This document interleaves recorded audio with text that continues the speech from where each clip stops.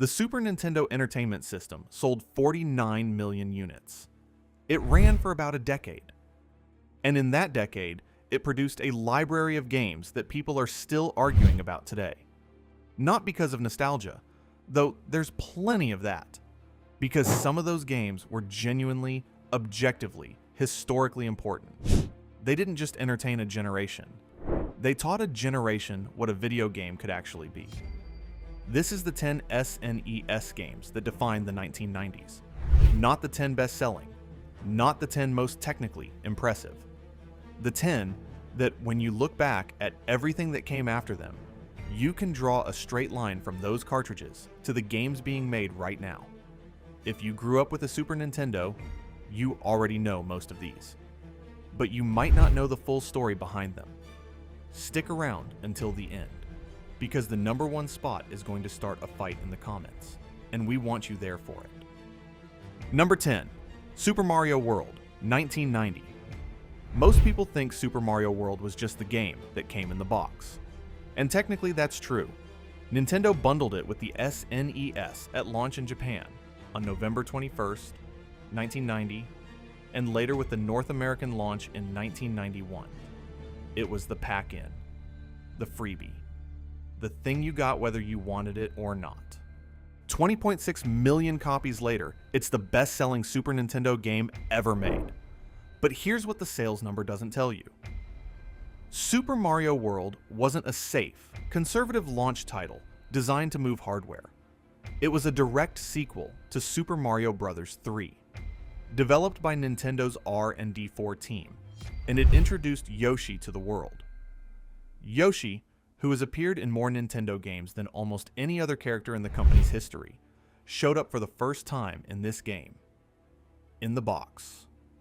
The freebie. The game has 72 levels and 96 exits. 96. Finding all of them without a guide is a project. The special world stages, which most players never reached, are some of the most demanding platforming Nintendo put on the system. The game looks approachable because it is approachable, but it has depth that most players never touched. Super Mario World is number 10 on this list, not because it's the least important game here, but because it's the foundation. Everything else on this list was built in a world where Super Mario World had already shown what the SNES could do. Did you find all 96 exits? Drop it in the comments. We want to know. Number 9, Super Mario Kart, 1992. This game wasn't supposed to exist. That's not a figure of speech. Super Mario Kart started as a 2-player test build for F-Zero. Nintendo's developers were experimenting with Mode 7, the SNES graphics technique that scales and rotates a flat plane to simulate a 3-dimensional perspective, and they wanted to see what a 2-player split-screen version of F-Zero would look like. It looked interesting, and then someone in the room asked, what would happen if you put Mario characters in the karts? That question, asked in a development session sometime around 1991, is the reason the Mario Kart franchise exists. Every blue shell, every ruined friendship, every rage quit at Rainbow Road, all of it traces back to a prototype that nobody planned to ship. Super Mario Kart released in Japan on August 27, 1992, directed by Tadashi Sugiyama and Hideki Kono, produced by Shigeru Miyamoto. It sold 8.76 million copies on SNES alone, making it the 4th best-selling game on the system. The Mode 7 racing felt unlike anything else available on a home console at the time. The battle mode, where you popped balloons instead of racing, became its own phenomenon. The franchise it launched has now sold over 200 million copies across all entries. The original SNES game is the accident that started all of it. That's not a small thing. That's one of the most consequential happy accidents in the history of the medium. Number 8, Street Fighter II, The World Warrior, 1992. Before Street Fighter II hit the Super Nintendo on June 10, 1992, the conventional wisdom was simple. The arcade was the arcade, And home consoles were something else. You could get versions of arcade games at home, but they were always compromises. Smaller, slower, missing features. You accepted that going in. Street Fighter II changed that understanding permanently. Capcom's port of Street Fighter II to the SNES was not a compromise. It was close enough to the arcade experience that people who had been spending quarters at the cabinet started staying home instead. The 6-button layout worked. The character roster was intact. The special moves translated. For the first time, the arcade came home in a way that actually felt like the arcade. The numbers reflect what that meant to people. Street Fighter II on SNES sold 6.3 million copies, verified by Capcom's own Platinum Titles data, and recognized by Guinness World Records as the best-selling third-party game in SNES history. By September 1992, roughly 3 months after launch, it had already moved approximately 4 million units. That pace was unprecedented for a third-party console title. The cultural footprint went beyond sales. Street Fighter II made fighting games a genre that mattered on home consoles. It made Capcom a household name for a generation of players, and it proved that the SNES had the horsepower to handle experiences that previously required dedicated arcade hardware. That proof changed what developers thought was possible on the system. Number 7. Star Fox, 1993. The game almost didn't exist. The chip that made it possible had to be invented first. In the early 1990s, a small UK studio called Argonaut Software approached Nintendo with a problem and a solution. The problem was that the SNES couldn't do real-time 3D polygon graphics. The solution was a custom math coprocessor that could be built directly into the game cartridge, handling the 3D calculations that the SNES hardware couldn't manage on its own. Argonaut called it the Mario chip, which stood for Mathematical Argonaut Rotation, YO. Nintendo funded its development. Ben Chee's Electronic Design implemented the hardware. Sharp manufactured it. The finished chip became known as the Super FX. Star Fox, released in Japan on March 26, 1993, was built specifically to show what that chip could do. You flew an R-Wing through polygon-rendered environments, fought polygon enemies, and experienced something that felt genuinely new. In 1993, polygon graphics on a home console weren't a feature. They were a magic trick. Star Fox was the trick. The game sold around 4 million copies worldwide and launched one of Nintendo's most enduring franchises. But the more important legacy is the chip. The Super FX went on to power other SNES titles, including Stunt Race FX and Yoshi's Island. Argonaut's work on the Mario chip demonstrated that you could extend a console's capabilities through cartridge-based hardware, a concept that influenced how developers thought about the relationship between software and silicon for years afterward. Number 6. Secret of Mana, 1993. The game you played wasn't the game they planned to make. The original version died when a business deal collapsed. In the early 1990s, Nintendo and Sony were developing a CD-ROM add-on for the Super Nintendo. Secret of Mana, then in early development at Square, was planned as a flagship launch title for that peripheral. The CD format would have given the game significantly more storage, more content, more of everything. Then, the Nintendo-Sony deal fell apart. Sony took the technology they'd developed and eventually used it to build the PlayStation. Nintendo moved on, and Square was left with a game designed for a format that no longer existed. The team, led by director Koichi Ishii, had to rebuild Secret of Mana for a standard SNES cartridge. Content was cut, the scope was reduced. The ring menu system, which let players pause the action and select items or magic without leaving the game world, survived the transition and became one of the most praised interface designs of the era. What shipped in August 1993 sold approximately 1.8 million copies and became one of the most beloved action RPGs of the 16-bit generation. The 3-player co-op, where a second and third player could drop in using a multi-tap adapter, was unlike anything else on the system. The music, composed by Hiroki Kikuta, is still performed at orchestral game music concerts today. The deal that collapsed gave the world the PlayStation. It also gave us Secret of Mana. Depending on who you ask, that's either a tragedy or a miracle. Most people who played it would say both. Number 5. Donkey Kong Country, 1994. By 1994, the 32-bit era was coming. The Sony PlayStation was on the horizon. Sega was already talking about the Saturn. Nintendo needed something that could make the SNES look like it wasn't already obsolete. Rare delivered something nobody expected. Donkey Kong Country was developed by a team of roughly 20 people at Rare over approximately 18 to 21 months. The visual approach was unlike anything attempted on the system before. Rare had invested in Silicon graphics workstations, each costing approximately £80,000, running Alias Power Animator software. They used those machines to build fully rendered 3D models of every character and environment, then compressed those renders into 2D sprites that could run on SNES hardware. The result looked like nothing else on the system. It looked, to many people at the time, like nothing else on any system. Nintendo of America president Minoru Arakawa reportedly said, "The game looked better than anything on the upcoming PlayStation." Whether or not that's precisely accurate, the sentiment captures how the industry reacted.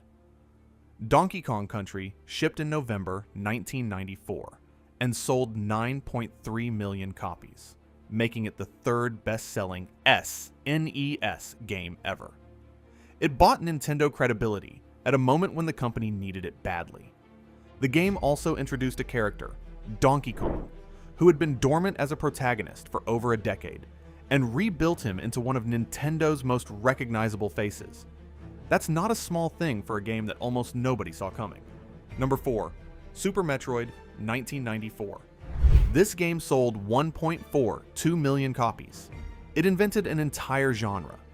Those two facts sitting next to each other tell you almost everything you need to know about how the games industry works and how wrong it can be. Super Metroid was developed by a team of roughly 15 people at Nintendo R&D1 and Intelligent Systems, directed by Yoshio Sakamoto, with music by Kenji Yamamoto and Minako Hamano. It released in Japan on March 19, 1994.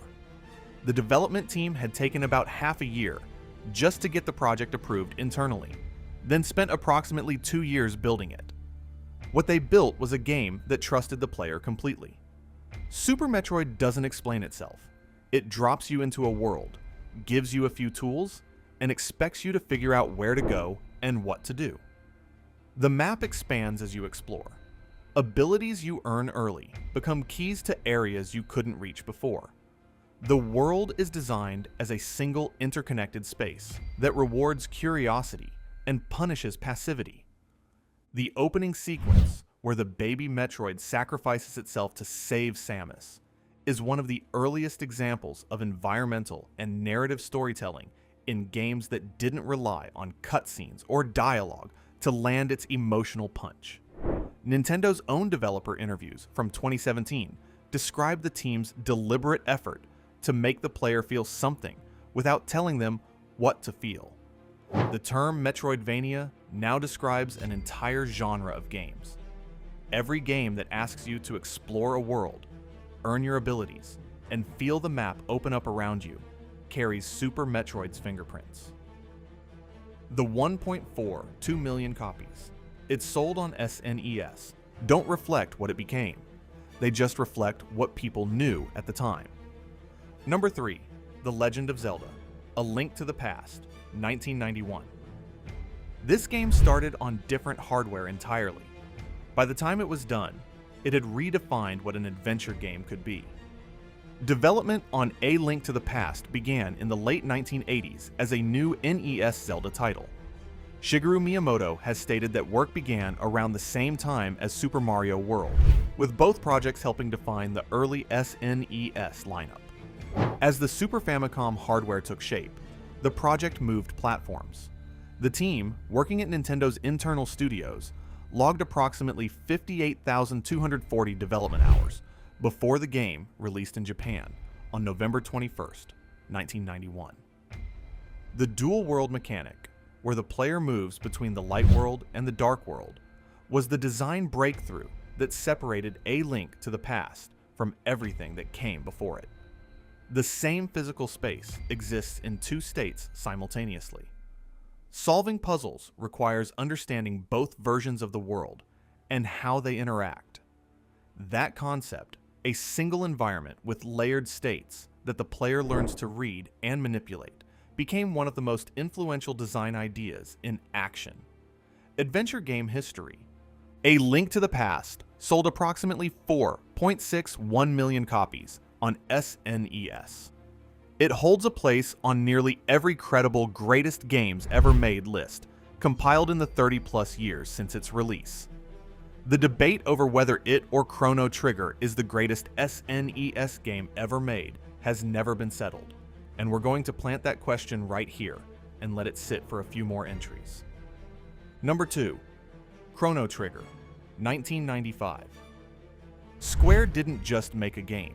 They assembled the most expensive creative team in JRPG history and pointed them at a single project. Hironobu Sakaguchi created Final Fantasy. Yuji Horii created Dragon Quest. Akira Toriyama drew Dragon Ball.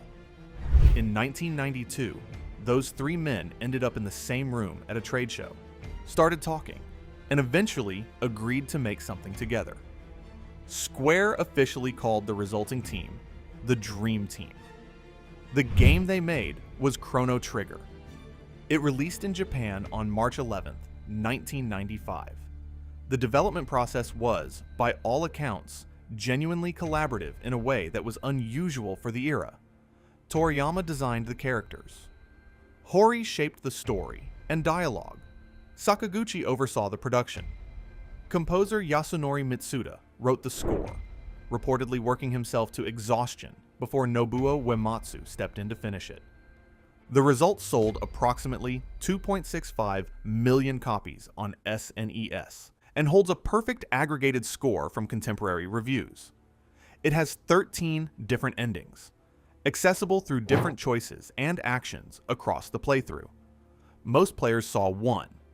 The game rewarded curiosity in a way that almost nothing else on the system did, and it did so without making the player feel punished for missing the others. The New Game Plus feature, which let players carry their stats and equipment into a second playthrough to access different endings, was not invented by Chrono Trigger, but Chrono Trigger popularized it in a way that made it standard practice in RPGs for the next 3 decades. Chrono Trigger is number 2 on this list, and if you think it should be number 1, you're not wrong to think that. But there's one game above it, and the reason it's above it is the same reason people are still arguing about it today. Number 1, The Legend of Zelda, A Link to the Past. Yes, it's on the list twice. That's not a mistake. A Link to the Past is number 3 and number 1 simultaneously, because the argument for it being the greatest SNES game ever made is strong enough to appear twice in the same conversation. Chrono Trigger is a masterpiece assembled by a dream team with unlimited creative ambition. A Link to the Past was built by a team that didn't know what they were making until they'd made it. On hardware, they pivoted to mid-development after logging 58,240 hours on a project that started as something else entirely. The reason A Link to the Past sits at number 1 isn't the sales. It isn't the review scores. It's the template. The dual world mechanic didn't just define this game. It defined the structure of action-adventure games for the next 30 years. The idea that a world can have 2 states, that the player can move between them, that solving problems requires understanding both versions of reality at once. That idea came from this game. Breath of the Wild, Elden Ring, every open world game that asks you to read an environment and find your own path through it. They're all downstream of what A Link to the Past figured out in 1991. Chrono Trigger is the greatest JRPG ever made on the system. A Link to the Past is the game that changed what the system meant. That's the distinction. That's why it's number one. Now we know exactly what the comments are going to say. Some of you are going to say Chrono Trigger should be number one, because the Dream Team alone earns it. Some of you are going to say Super Metroid deserves the top spot because influence matters more than template. Some of you are going to say Donkey Kong Country saved Nintendo's relevance at a moment when the company needed saving, and that should count for more than it does on this list. All of those arguments are valid. That's what makes this list worth arguing about. 10 games. 10 different ways the Super Nintendo shaped what a video game could be. From Super Mario World shipping in the box and selling 20 million copies, to A Link to the Past, building a template that the industry is still using. From a 2-player F-Zero prototype that accidentally became Mario Kart, to a collapsed business deal that accidentally became Secret of Mana. From a 15-person team making Super Metroid in near obscurity, to the most famous creative team in JRPG history, assembling for Chrono Trigger. These weren't just good games. They were the reason a generation of people learned what it felt like to be inside a world that didn't exist. To care about characters made of pixels. To stay up until 2 in the morning trying to figure out a puzzle that nobody was going to solve for you, because there was no YouTube, no Reddit, no walkthrough, just you, the controller, and the game. We want to hear from you. Do you agree with this list? Is there a game we left off that deserves to be here? Do you think Chrono Trigger should be number one? Do you think Super Metroid's influence earns it a higher spot than its sales suggest? And do you think putting A Link to the Past at both number 3 and number 1 is the right call or the laziest call we could have made? Drop it in the comments right now. We read every single one, and this is exactly the kind of debate this channel was built for.